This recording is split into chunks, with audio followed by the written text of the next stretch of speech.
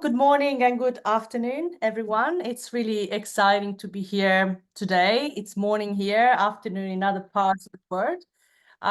We're here despite actually hurricanes happening in some parts of the US. So we hope that everyone is safe. I'm here just to briefly open the workshop today. So I'm Associate Professor Valentina Lorenzetti, and I'm based in Melbourne in Australia, and I lead the Neuroscience of Addiction and Mental Health program, Healthy Brain and Mind Research Centre at Australian Catholic University. So we've been planning this workshop for a while, and the story is that we've actually been doing some work in addiction imaging with the team at ENIGMA Addiction, which is led by Professor Hugh Garavan, and that really provides a precious data set with this imaging data, behavioral data with people with addiction. And our studies were really about sex differences in addiction, in alcohol dependence and cannabis dependence. What we really found is when we were looking at the literature for context rather than literature to interpret the findings, there was very, very, very little published on the mechanisms of sex differences in addiction. There was not much there. So this is really in contrast with what we know in terms of sex differences in how males and females present to treatment services, rather than we know that males and females' trajectories into addiction and outside of addiction can look quite different as well. So what we have at the moment as scientists, we have a pretty deep research gap, evidence gap. We don't have enough evidence so far to really inform personalized treatment as well. So that's why we're here today. We thought, why don't we just join forces and come together with experts from multiple disciplines and really try and map out what these differences are, what the gaps are. And this is what the presentations today are going to be about. And most importantly, we want to be solution focused and join forces and develop a bit of a multidisciplinary framework on how to move the field forward. So today is just the first step, and it's the first step where we come together and start thinking about, again, what are the key steps that we need to take. We're also planning to put together a bit of a paper after this, which will be like a consensus-based piece. And if anybody wants to contribute to that, you're absolutely welcome to join. So this is about today. Of course, I haven't organized the event by myself. There's a fantastic team supporting this workshop today. So I want to thank everyone for their generous support, their support of the time, fantastic people. So we have Professor Rita Valentino from the National Institute of Drug Abuse. She's been providing invaluable direction, experience, and pragmatism. It's been fantastic to be working with you, Rita. We have Dr. Erin Christensen. She's been an absolute rock supporting the event throughout. So thank you so much. And as well as Isabella Goodwin. Izzy is actually on her holidays, but she's so keen to support, and she's here today. She's been supporting the event as well.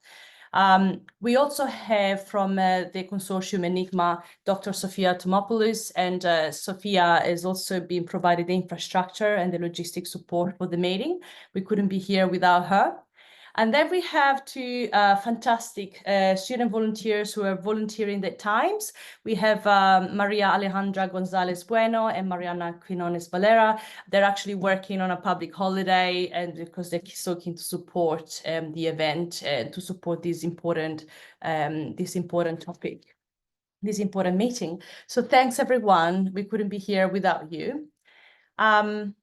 So quickly, I also wanted to thank the 15 international researchers that are organizing the event, and they're presenting rather than moderating and chairing the sessions. We have experts from multiple disciplines, multiple international institutions, health organizations, consortia, and agencies. So it's truly a privilege to have you here. We also wanted to thank about 270 people signed up worldwide. So I think that this really speaks volumes about how people feel about the topic, and it speaks volumes about people wanting to contribute and moving the field forward as well. There's a lot of time zone involved today, so we understand that not everybody will be able to stay until the end. But there will be overall 3 sessions. This is the structure for today. 3 sessions. One session that will cover different aspects of sex differences in addictions. And the theme is going to be from basic mechanisms to society. So we're going to go from more basic science to imaging work in addiction. And then a session that is more about what does this all mean for society and for treatment. So the structure is pretty much, we're going to have 3 sessions, 40 minutes each. So each one of these sessions are going to have 30-minute presentations, a series of 3 short presentations, followed up by a series of questions and answers. So 40 minutes, 40 minutes, and 40 minutes. And then there's going to be a session at the end where we have 2 panel members, Professor Yugaravan and Professor Ziva Cooper, and they're going to open with some remarks, and we're then going to open the forum to everyone. In terms of housekeeping, we are recording the workshop and we'll post it in YouTube. We're going to post it in the ENIGMA channel. Again, thank you to Sophia and the ENIGMA Consortium. So we'll be able to post the link after the workshop for everybody to access. So what it means that if you don't feel comfortable having your camera on or your mic on, it's absolutely fine. And you can post the questions through the message function via Teams. During the presentations, though, we ask that people keep the presenter will have the camera on, of course, but the audience to have the camera off and to mute the microphone. And again, you can post the questions during the presentations, and the moderators is going to bring them up during the Q&A. Okay. Then also during every Q&A and final open discussions, people can turn the mic on, the camera on. We want to keep this as interactive as possible, just because we're online and we know that people connect much better when the camera is on, so we can do a better job at talking to each other.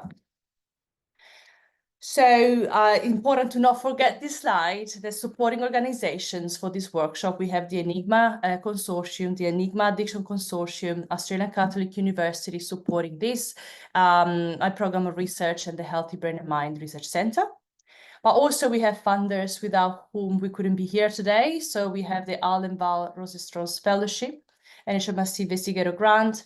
And also we wanted to link to an event which is quite important, which is the Organization for the Study of Sex Differences, which is a conference that is being held in the US in June next year.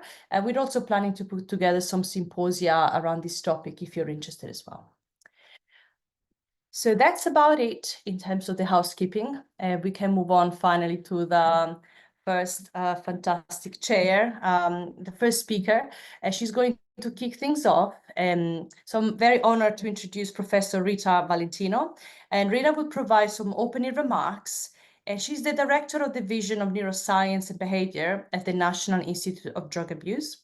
And her research has focused on the neurobiology of stress. And notably, her lab was the first to demonstrate that receptors could signal and be trafficked in a sex-biased manner.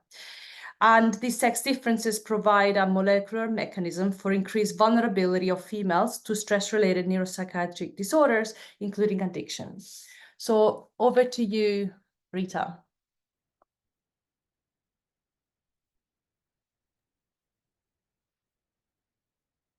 Got it all. Hold on. Thank you so much, Valentina. I just want to get this in presenter mode. Great. Everyone can see this? We're good? Yes. And so it's my honor to welcome you all to this meeting on sex differences in addiction. And you know, the global participation is really remarkable, and I think underscores the importance of this issue and the influence that we can collectively have to direct the research that's going to be the basis for advancing basic knowledge and also improving public health. I want to first thank Valentina for really planting the seed for this fantastic meeting, and her colleagues that did a lot of hard work to lay the groundwork for organizing this meeting. So the NIH policy to consider sex as a biological variable really has served as a catalyst to overcome the reluctance to use both sexes in research. And this was really driven by sort of a public health interest that we need this knowledge of sex differences in biology to be able to diagnose, to prevent, to treat diseases throughout an entire population. That includes both males and females. But as a basic neuroscientist, I see another rationale for this policy, and that is that the study of sex differences really informs us of the biology, particularly of how the brain is organized to shape behavior under different environmental conditions. So I see this sort of, I make this analogy of sort of opening up a new window and shedding light on biologic processes that have long remained in the dark. Now, with respect to addiction, you know, this is a challenge because it's not one disease, it's not one disorder, but it's a trajectory of many different stages that are each characterized by different cognitive and behavioral features, and underlying those features are different neurobiologic substrates and circuits. And it's important to understand the transitions between these stages, because these are the points at which interventions can bias the trajectory towards vulnerability to develop a more severe disorder or towards resilience and recovery. And sex differences in these different stages and in these transitions is one theme of this meeting. Now, we have some evidence. There's in the literature, there's been a buildup of evidence, both from human and animal studies, for sex differences in some of these stages and in these transitions. You'll hear a lot about this today. For example, there are sex differences in the initiation, what the driver is to initiate drug use, with sensation seeking and risk-taking behavior being more prominent in males, and coping strategies, coping for pain, to treat pain or stress, or comorbid conditions being more prevalent in females. Transitions from initiation to recreational use to problematic use are thought to be quicker in females than males. This has been known as the telescoping effect. Withdrawal to some drugs is more severe in females. Craving is more prominent in females, and this can drive the trajectory away from recovery and towards relapse. And there's a higher incidence of relapse in females. So we have some evidence of sex differences in some of these stages, and sort of maybe a little bit of understanding of the basis of that. But really, we're just scratching the surface. There's so much that we don't know. Does this generalize to all drugs? What are the sex differences in pharmacodynamic, pharmacokinetic properties? What are the sex differences in pathways that underlie toxicity that lead to overdose? So what I'm hoping today is that through the presentations and the discussions that we will have, that this is going to inspire us and others to do the research that fills in those gaps, that will advance basic knowledge and also improve public health. So now I'm going to turn it over to Dr. Sunila Nair, who will give a presentation. Sunila, I have the honor of having her in our division. She's a program officer in the Integrative Neuroscience branch in the Division of Neuroscience and Behavior at NIDA. She is also the NIDA representative on the coordinating committee for the Office of Research on Women's Health at NIH. She is the NIDA representative on the NIH Committee for Sex as a Biologic Variable, and she is co-chair of the Women's Sex Gender Research Work Group at the National Institute on Drug Abuse. So Sunila, I'm going to switch it over to you. Thank you so much, Rita. So I'm going to go ahead and try to share my screen. If I can stop sharing. Oh, here. There. Okay, great.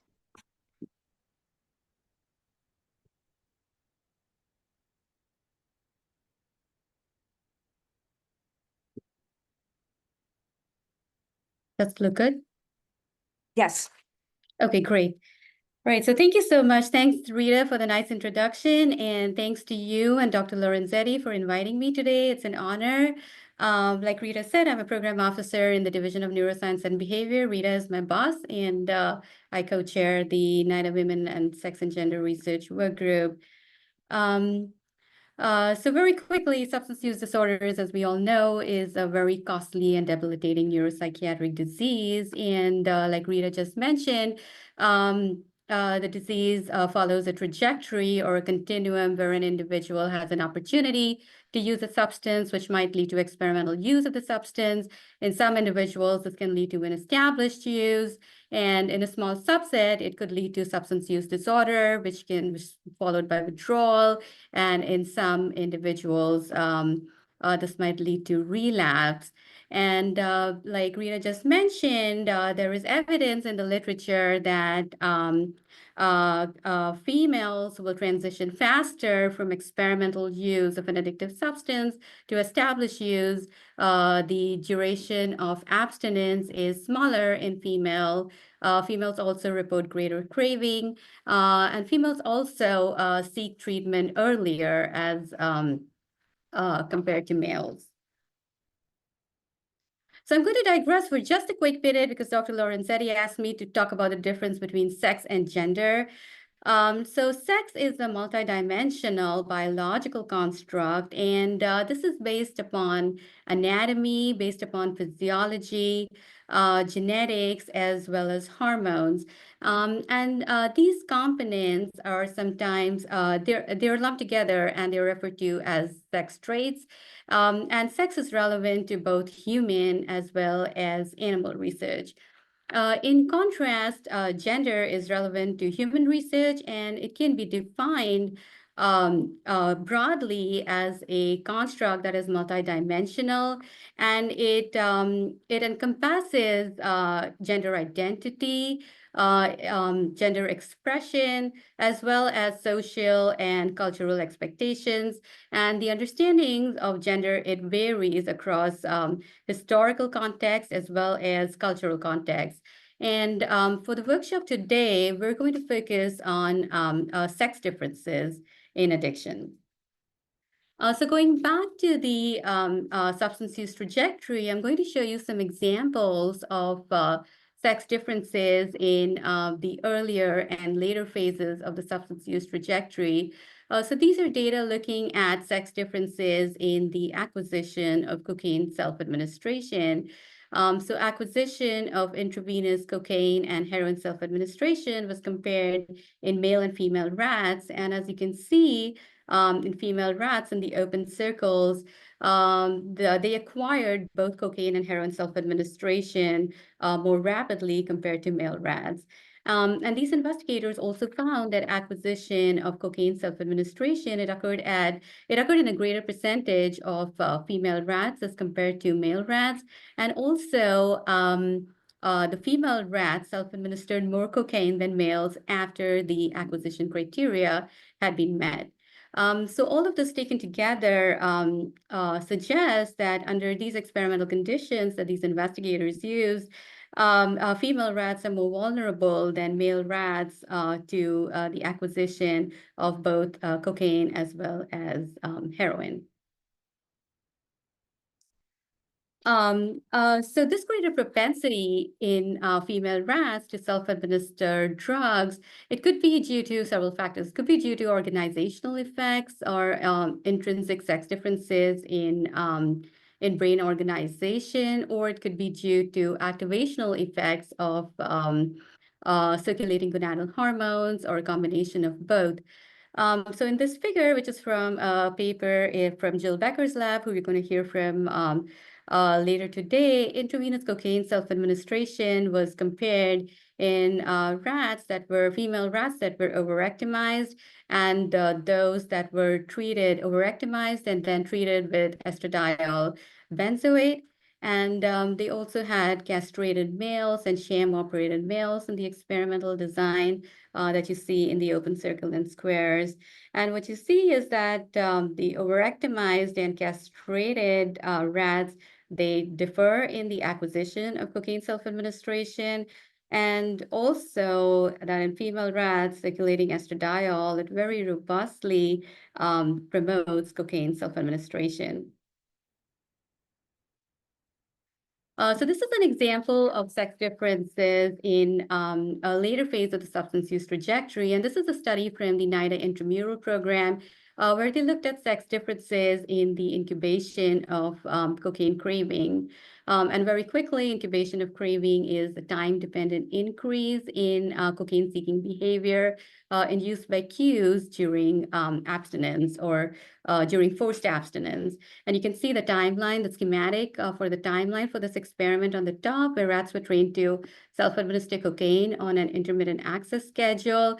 And they were tested, they were brought back to the self-administration context on day 2 and day 29. And typically, typically what you see is an increase in lever pressing or in the operant behavior on day 29, and that is known as incubation of craving. And the data you see in the at the bottom is our data from female rats, and very interestingly, there is no difference in the number of lever presses on day 2 and day 29. And this is quite surprising because incubation is, in the preclinical model, is a very robust phenomena. It generalizes across several addictive substances and also generalizes to non-drug reinforcers. So what these investigators did next was take these data and look at it separately and divide it into females who were in the estrus phase of the hormonal cycle and to those that were in non-estrus. And what they found, very interestingly, was incubation of cocaine was seen only in the estrus phase of the hormonal cycle. So taken together, so I showed you that acquisition of drug self-administration is significantly decreased following overectomy, is restored following estradiol treatment. Females will work harder for the addictive substances during the estrus phase. Estradiol increases binge length. It also increases drug self-administration. And estrus females, they show greater responding and greater reinstatement as compared to females in the other phases of the hormonal cycle. So sex differences, they exist across several phases of the substance use trajectory, and hormonal influences, they play a crucial role. And where we are lacking in our understanding is really understanding these sex differences at the molecular level, at the cellular level, and circuit levels. And this understanding, it can be used not only, like Rita just mentioned, to better understand the basic neurobiology of the disease, but also to guide individualized treatments that might be sex-specific. And a policy that has really been crucial in advancing science in this field is the SABV policy. And the policy states that the NIH expects that SABV will be factored into the research design, to the analysis, as well as reporting in vertebrate animal, as well as human studies, and strong justification from the scientific literature, preliminary data, or other relevant considerations must be provided for applications proposing to study on one sex. What we did was we took a look at NIDA's portfolio and took a look at the awards made by NIDA that looked at sex differences. And this was an analysis done by Devin Hathotley, who is a commissioned corps officer, and she worked with us over the summer, and this was one of her charges. And what you can see is, so what you did was did a text search for sex differences, either in the title or in the abstract, and we have data from 2014 to last year. And the SABV policy was instituted here in 2016. So in general, there is a trend towards an increase in the number of awards, and except for the small dip in 2021-22, which we think might be related to COVID. So Dr. Lorenzetti asked, she's charged us with thinking about a framework to study sex differences in substance use disorders. And when I think of a framework, the framework I used was to look at it across the substance use trajectory. But this is a paper that was that is currently in press from Cynthia Kuhn and colleagues in biological psychiatry, where they talk about studying sex differences from a research domain criteria or RDoc lens, and they discuss the challenges as well as the advantages of studying sex differences through this lens. And so, so perhaps, just perhaps this is, this could be a framework or an additional framework to try and understand sex differences in substance use disorder, look at arousal, positive and negative valence, social processes, as well as, different cognitive domains, and layer it on the substance use trajectory. And that could give us a framework, a new framework or an additional framework for understanding sex differences in substance use disorders. So I'm going to stop there and turn it back to Dr. Lorenzetti.